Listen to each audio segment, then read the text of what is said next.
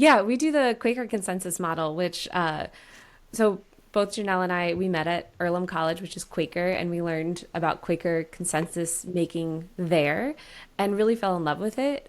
So because Strange Birds is our goal is not to become hundreds of people, hundreds of members in this co-op. It's maybe five, maybe 10.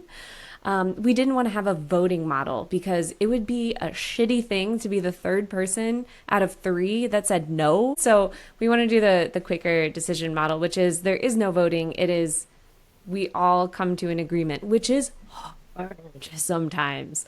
I was in an a cappella group in college and we did Quaker consensus decision making for like who would sing the solo. It would sometimes take us like 2 hours. But by the end, we were all like, yeah, that person's going to sing that solo and going to crush it. All right.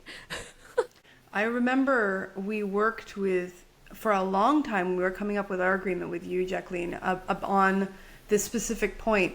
It's not that everyone has to be enthusiastically, hell yes, this is the exact right path. We all want to go down this, but you have to not have a serious objection that's based off of your principles. I think it's a principled objection, right? That's what we called it. So it's not just about like, well, I don't want that shade of blue for our logo because I don't like it, but rather I have a serious principled objection that this direction for our visual identity is going to be terrible for our market, whatever it is. Like I have a worry that's based off of something. And so it's about coming to something that you can all agree is not going to run counter to what you believe, rather than necessarily everyone has to be enthusiastic about it. I think people get that wrong about consensus, because we're all very different people. We're going to feel differently about things, but the way that we run it, I can think of various decisions where we've both given margin to going forward with something that we weren't 100% enthusiastic, yes, but we thought, okay,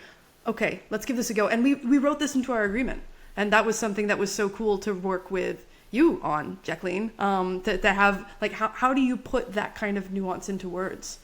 Right, and then there are groups that really do want everybody to feel really good about it, and that might be a place where I'm stepping in and saying, hey, I've seen all these ways in which this becomes a problem. So can you get to a place here where feeling comfortable with the discomfort of the decision is okay, or getting to a place where it's not just personal. You don't have people to actually like and love this. They need to be okay with the potential outcome of this.